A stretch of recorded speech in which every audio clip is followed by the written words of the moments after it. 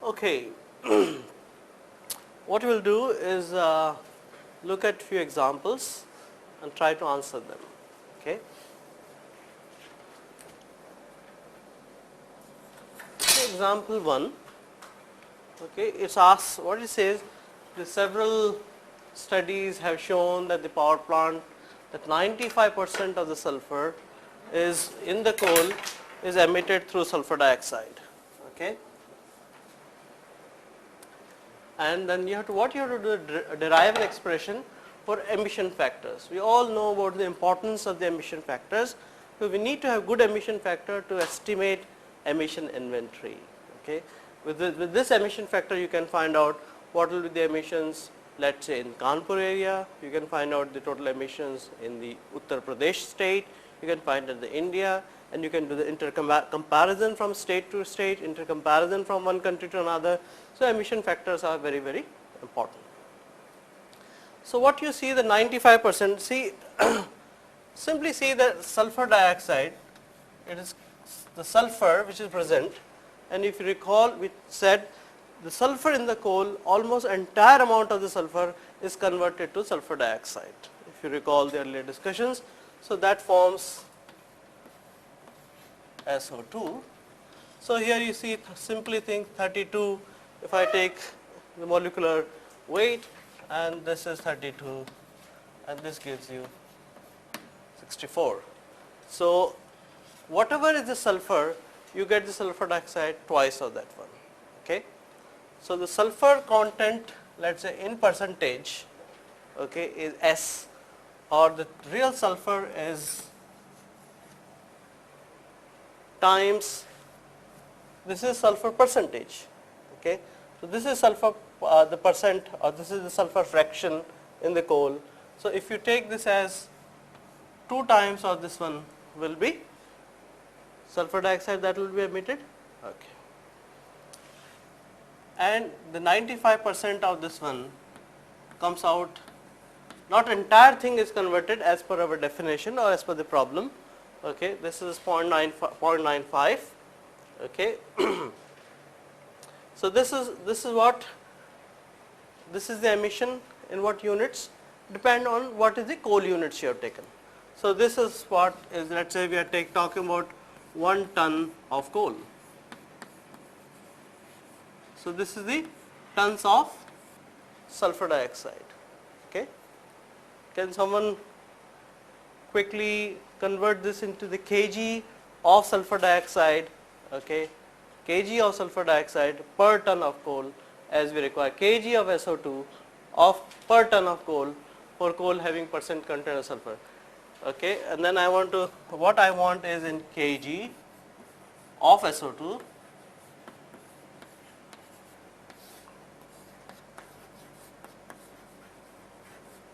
how much is the thing which is coming out? Quickly write that thing to me. This is the sulfur content S, which can vary from coal to coal, which can vary from oil to oil and things like that. How much that coming? I have not done the calculation, although I know the number, but if you can quickly tell me what is that coming out to be.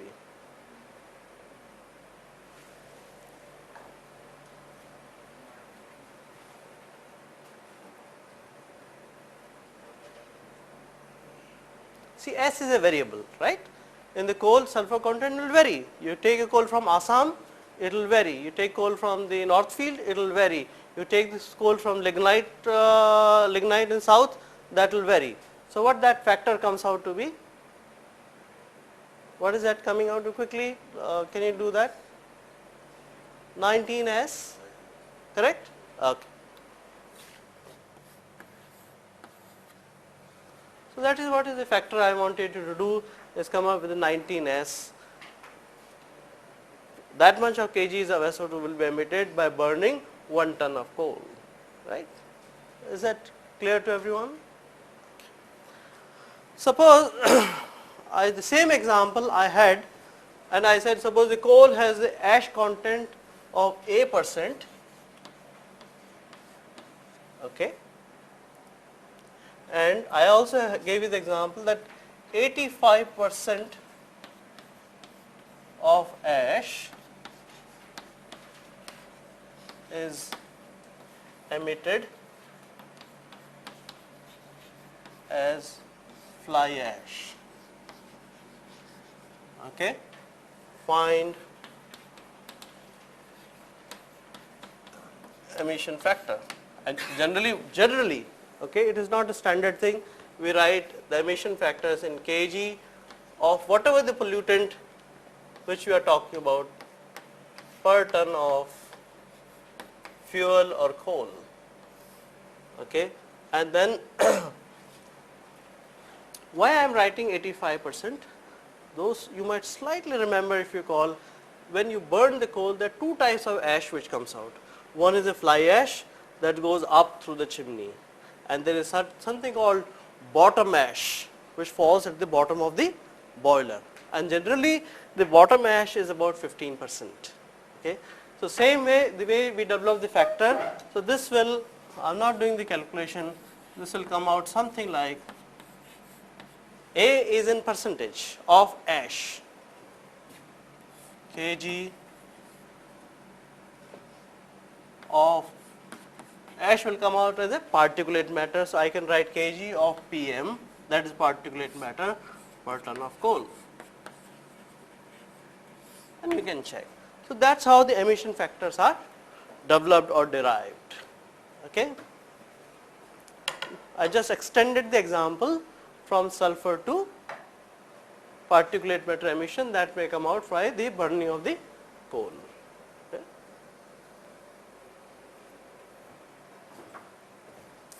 Well, somebody can ask as to why 95%. They are based on lots of experimental studies which have been done, and they found out that, well, theoretically all sulfur should burn to sulfur dioxide, but in fact it does, but some in the process, the combustion process is converted to SO3, and part of the sulfur dioxide is absorbed by the fly ash, very little amount, and that goes and that somehow gets removed. So that was just an idea how the emission factors are calculated. Let's have a question 2. Okay. It says an oil refinery, and what is the important thing in the bracket is an isolated source, has been accused of contributing serious air pollution to the ambient air in the surrounding area. The following information is available. Okay. Okay. Wind direction, only 4 directions are available: north, east, south, west, and wind speed in kilometers per hour is in this range. And when wind is from north, okay, we always remember when wind direction is north, it means wind is to north or from north? From north. Okay. So when wind is blowing from the north, 70% of time the wind speed range is this one, 20% time is this one, 10% of time is this one, and the frequency of wind blowing from north is 50%, and the mixing height that is defined, and that you know very well now, is the mixing height, vertical distance up to which the pollutants can disperse. Evolve an impact factor for each direction based on linear sum, okay, of the inverse of the mixing height. So I'll write in factor for direction n. Okay. So the impact factor for direction north, I can write this as whatever it says, we'll do this well. Inverse of the mixing height, and whatever units are given, you don't have to change. Okay, inverse of mixing height. So 1 by 300. Linear combination,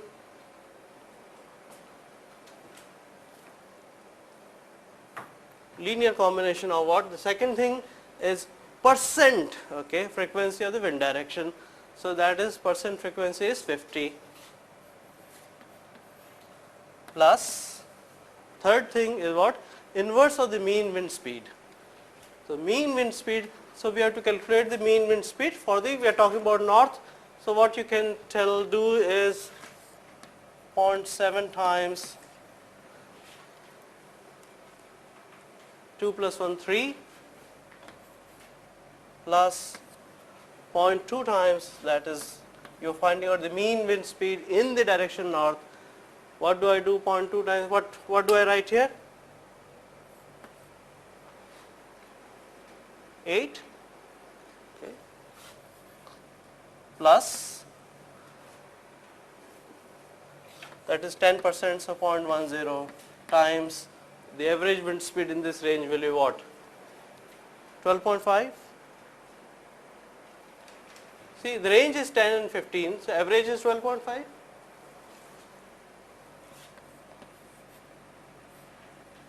I don't know if you can see that, and this is, I have to write everything in inverse because it says this is inverse. So plus 1 by this. Okay. Then what it tells you, with the obtained impact factor, okay, with weights factor 0.15, 0.65 and 0.2 for 3 terms, 1 term, 2 term, 3rd term. So this is impact, the weightage for this one is how much? 15.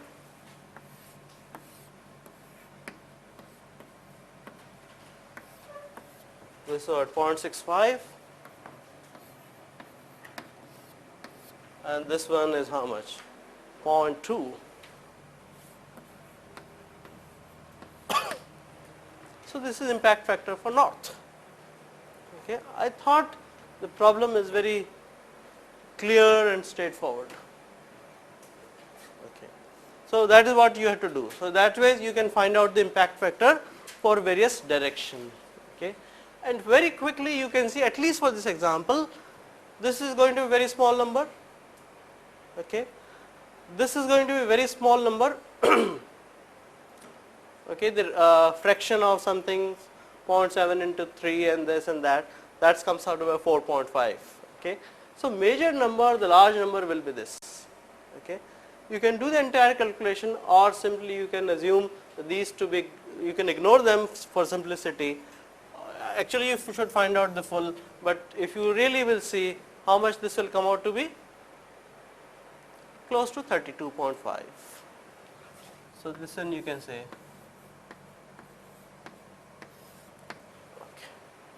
So largely impact factor is depending on the wind direction. So it will be 32.5. What will be here? Anyone can give me the number? 20 into 0.65. So that is about 13. Okay, right? 13. And then you have 10 here. So 10 into 6.5. Okay, that is about 6.5. And this one will be again 13. So what you can write, the maximum impact factor is from north and minimum is, minimum impact factor is of that south. Okay. If you recall, I said in the class, when you want to find out the impact of a source, what you do is you try to look at the downwind direction where the wind is blowing most of the time, and the direction in which wind never blows. So that will have never impact of this thing. So you say the factor, to see the impact of this one, where should I put my station? Because question asks you that what should be the two locations. Okay, what with the obtained impact factor, okay, find the directions of two sampling locations which would assist in reaching a just conclusion if industry is really contributing to the air pollution in the area. So you see here, so if I have to see them, I have to see the maximum impact, I must go and put my station where? North or south? South, because when wind is blowing from the north, the impact is maximum, right? So I have to put one station here, that is my station 1. Okay, and where do I put the another station? In the south, because that's where the impact will be minimum. When the wind blows from south, okay, the impact will be minimum. So when wind blows from south, it means the impact will be north. So I can put second station in the north direction.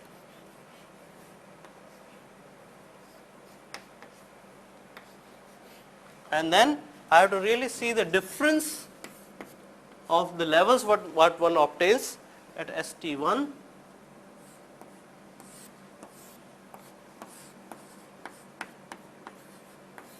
If this difference is too much, then the industry is causing problem, otherwise it is not. Okay, some of you have got this one right. Okay. Is this clear? So what if we take the basic percentage, because we are ultimately comparing for the all directions. So it won't matter if we take exact value of 50 or 45 frequency for the all times. Here, what do you say? If we take it 25, 0.5. it will not matter. It will not matter. But see, the thing is, the way question is asked, okay, you can apply your mind, but the way the way the question is asking to formulate a problem, you formulate the problem the way it is asked. Okay, you may disagree with the problem. You may say, well, wind direction is not important.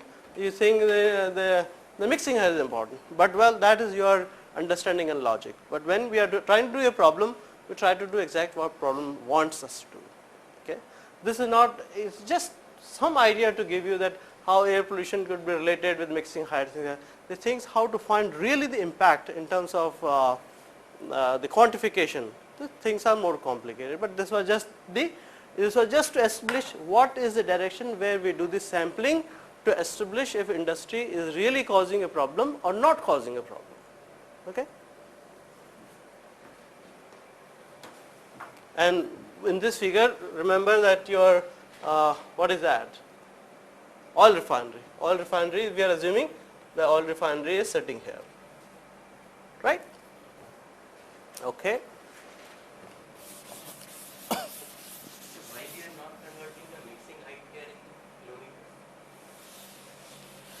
See, you can convert that too, but unless you have been asked to do that, I mean, you take the number the way it is given to you. Okay, this the factor is really dimensionally not correct. It is just arbitrarily a factor has been decided. Okay, even if you take that in kilometers and things like that, your answer will not change, because purposefully lot of weightage is given to 0.65 to the wind direction, and that's what was the idea that you. Okay, let's try to do the next problem. Okay, this one was, of course, it required some formulation, some thinking, but then it was not so difficult either. Okay, this is the aluminum refinery, all of you know that.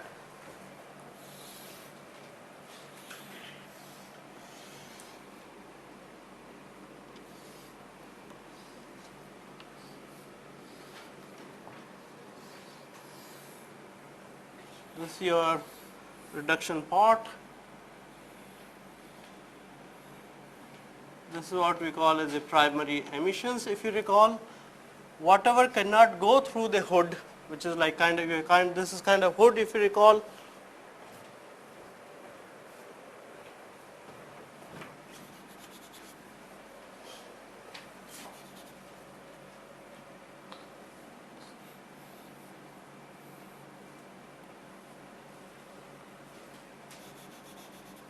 So these are the emissions which are going through the hood, but some emissions, as you will see, will escape,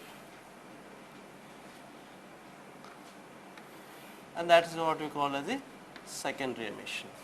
And then this is go for the primary control, and these emissions which are secondary goes for the secondary control that we had discussed earlier. Okay, now the problem says, okay, fine, so much of tons per year. Aluminum plant are 20 kg of fluoride. Ft here is the total fluoride. That means Ft represents particulate as well as the gaseous fluoride. Okay, particulate and gaseous for every ton of the aluminum produced. The industry wishes to install both primary and secondary treatment, as you see there. Control system, so to attain an emission standard of 1 kg of Ft per ton of aluminum produced. The following details are there. Gaseous component is 40% of the total fluoride. removal efficiency of the secondary control system, okay, for gaseous and particulate both is 60%. Removal efficiency for primary control system for gaseous and particulate is 98%.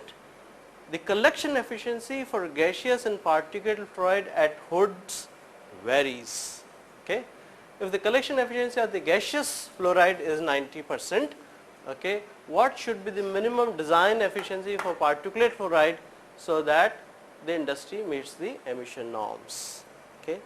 If you understood the problem, what it is saying, the collection at the hood, okay, it varies. It varies for gaseous and it varies for the particulate. Is that clear? Okay. Maybe when we did earlier, we showed that the collection efficiency was the same. Okay. So now, so let's talk about the uncontrolled emission first. Okay.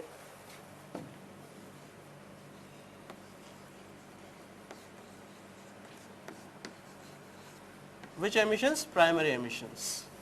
Okay. So what I can say, collection efficiency, and then I can, in this one I can have the two components. I am talking controlled primary emission, let us say particulate side, and let us say I write the gaseous side. Okay. So it depends on the collection efficiency of the gaseous. So I can write this as Cg, okay, and here I can write the particulate. Okay. How much is the particulate emission? 20 is the total. Okay. Out of that, how much is the particulate? 20 is the total FT, the 20 kg of total fluoride, and you say the gaseous is 40%. So how much is the particulate there out of 20? Are you sure? 12 kg. 40 is gaseous and so particulate is 12 kg. So you can say this one is, and we all, as I told you over and over again, in aluminum industry, we always do all calculations based on kg per ton of fluoride. Even if you want to talk about the gases required, you say kg per ton of fluoride required. Okay. So if you say that, if you agree, then I can write that as 12. Okay. What do I write here? 8. Okay. This is the uncontrolled particulate primary emissions. Okay. If I also want you to write uncontrolled, let's write a little below here, uncontrolled secondary emissions. Okay. If you like, again we can do separately for particulate and this thing. So here what I do write 1 minus NCP, right? This has gone into the primary. Okay. So whatever is remaining, okay, that is 1 minus NCP will go through my secondary emissions, uncontrolled. We are not talking how much is the controlled. So I can write this one, 1 minus NCP times 12. Here I can write 1 minus NCG or eta Cg times 8. So far no problem. If you have a doubt, you ask me. Now I want to do, what I am really interested in is the after the control device. So once I am controlling this, okay, let's see then after control how much will be left over. Control efficiency or removal efficiency of the primary control system is 98%. Okay. So how much is the emissions from the particulate? If you agree, I will write the numbers. 0.02 times NCP. Agreed? Because 98% is removed. What I am, and then don't forget that what I am trying to do here is emissions after control. Okay. So this is the particulate, because 98% is removed, left is 0.02. Okay. And here Again 98% is removed, the left is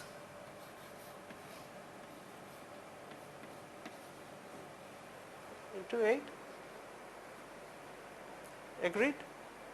Similarly, what do I write here? Out of this, how much is controlled in secondary? How much percent is controlled in secondary? 60%. So I can write here for the gaseous side. So now what I am trying to do underneath this one is controlled emission, controlled secondary emissions. Okay. So I say if 60% is removed, how much would go out? 40%. So I say 0.4 times 8, and here also it is same. So 0.4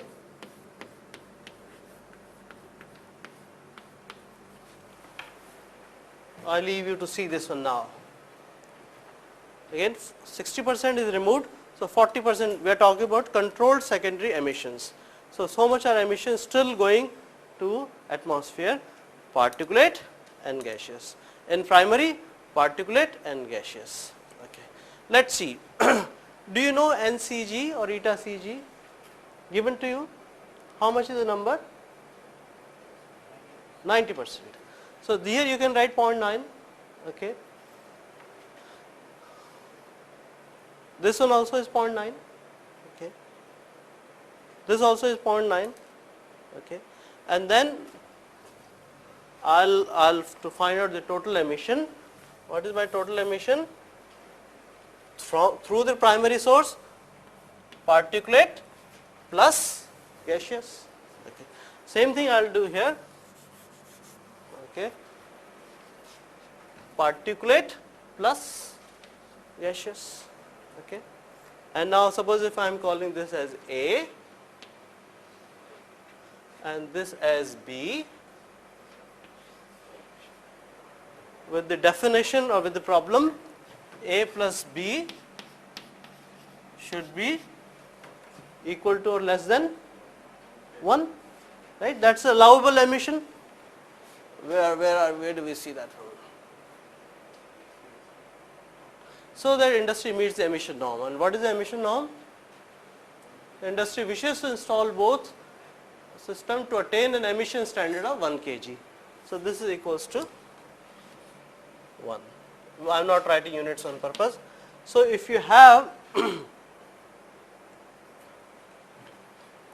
so only a known that is there is NCP or eta Cp, and that answer that comes out to be, we are not running through the calculation part, that came out to be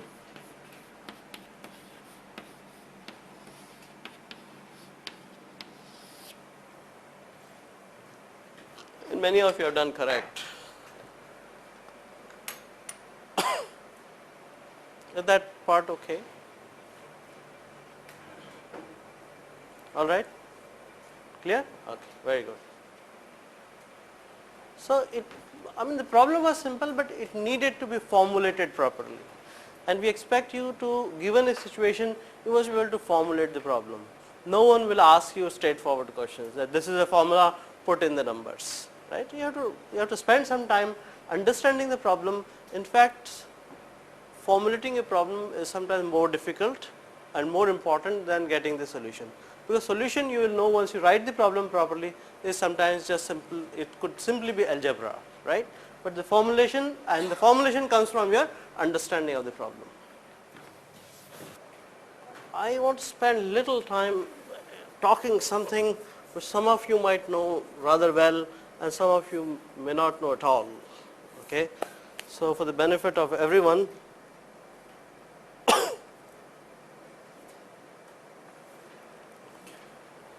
if you recall what we were trying to do in the last class, we were trying to estimate the solar insolation. How much is the amount of radiation that is reaching on the earth? And we said if we know that, we know our stability, right? With the tables that we discussed last time, if you know the incoming solar radiation, but to get to the incoming solar radiation, we have to spend some time understanding few terms, not into the great details, but you see the picture here, the two terms that we are trying to define here, H, okay, and alpha. This you can think of what you see here, north, east, south, west. Take this as the horizon, okay. What we are saying? Horizon. Horizon is a plane passing through your eyes, okay, clear?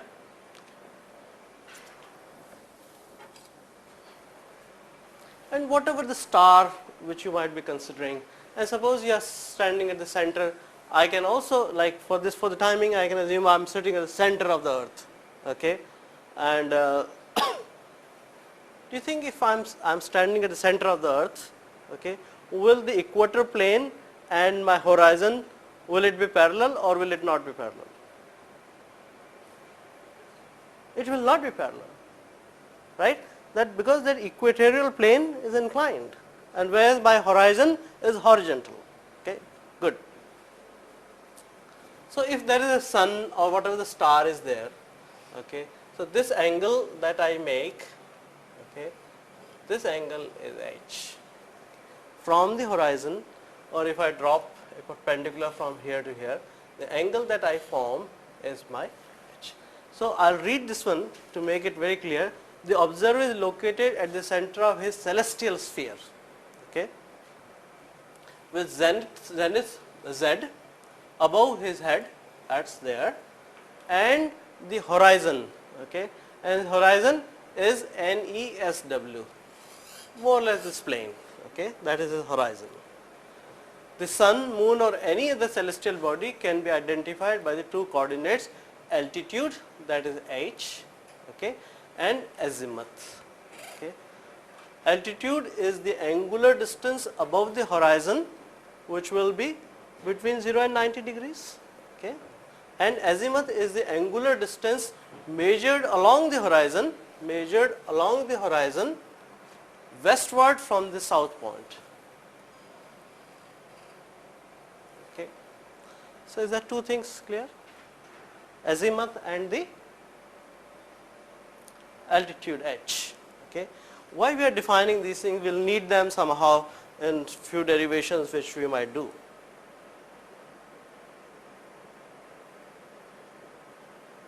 Okay. Let us also quickly read as to what it is saying, okay. Altitude, that is fine.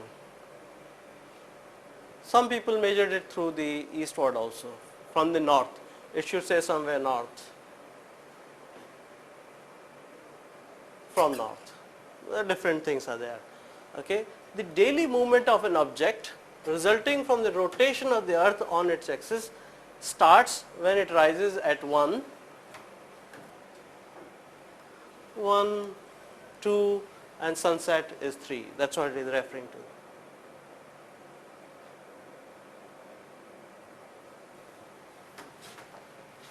The daily movement of object resulting from the rotation of the earth on its axis starts and rises this, and it passes across the observer's meridian, okay, that is wherever I am standing, I will have the meridian at that point, okay, reaching its maximum altitude above the horizon, okay, and it sets at point 3, okay. Now I am slightly changing the things, okay. What I am changing,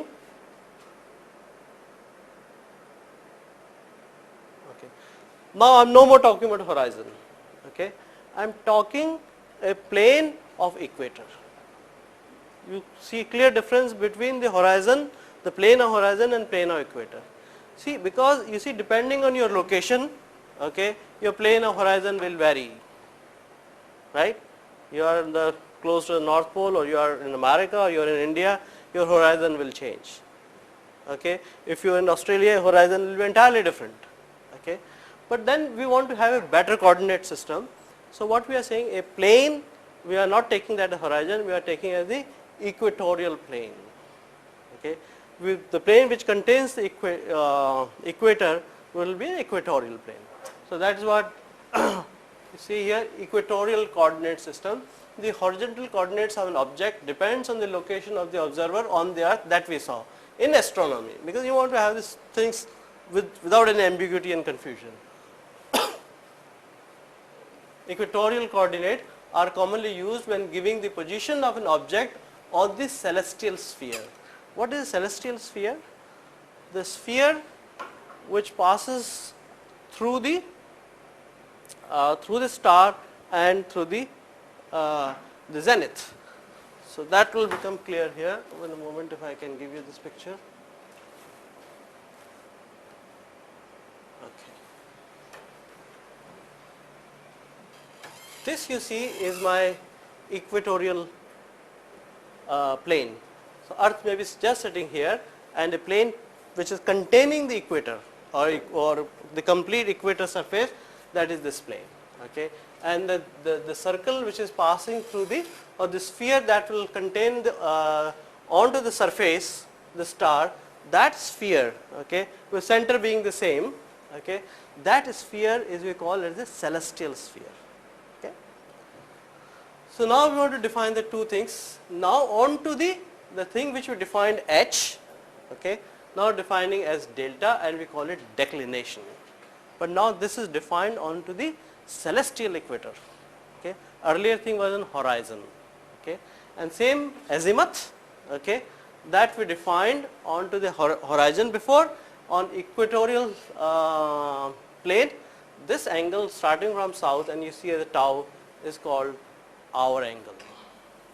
Okay, is called hour angle. Okay.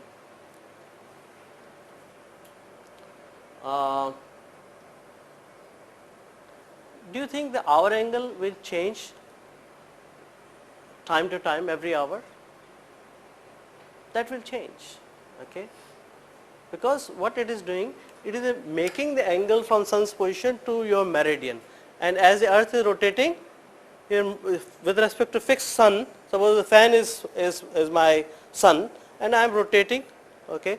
So my this thing is changing, hour angle is changing, this is changing, this angle is changing, okay, with this thing. So that hour angle changes, okay. What about the declination? Declination will not change in the day, right, but then sun's position is changing every day, okay. So that declination changes different this. Okay. So with this background, okay, are commonly used when giving the position of an object on the celestial sphere. The equatorial system is based on the celestial equator, which is the great circle obtained by projecting the Earth's equator, the Earth's equator plane. You extend it till it comes within the larger sphere of the celestial sphere, which is a great circle obtained by projecting the Earth's equator to the celestial sphere. The equatorial plane being perpendicular to the Earth's axis, has to be. Our equatorial plane is perpendicular to the axis of the Earth.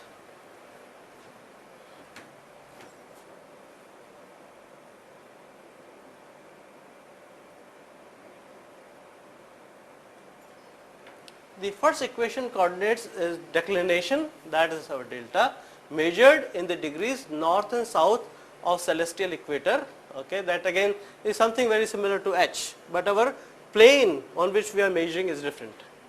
Okay, the second coordinate may be the hour angle, that is tau, this thing of the star st.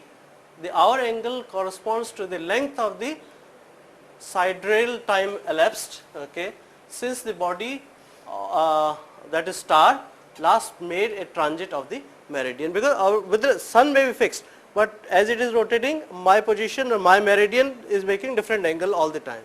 So it is changing, okay. So tau is changing. So this is the website, if you want to go and look onto this one, I will pass on this information to you. To make things slightly more clear, okay. Then another picture you see here. Okay. See, now you see the inclined plane. The earlier plane with my horizon was horizontal plane. This is Earth, okay, but this is your celestial equator plane, okay, and then this is moving, so this declination is fixed, but this angle, our angle, it changes with respect to time, okay, and that is what I want to, with this background, I will pass on this information to you. We do not need to spend a lot of time, but I will start using these H and deltas and sigmas, so but then you should have some idea, okay, and then you will agree with me that these things have importance as far as the solar radiation that will reach onto us. Okay. How that is done, that we will do in the next class, because so that in the next class we'll discuss it further. Meanwhile, I'll pass on this information to you. Have a look. Okay. We'll stop there. Thank you very much.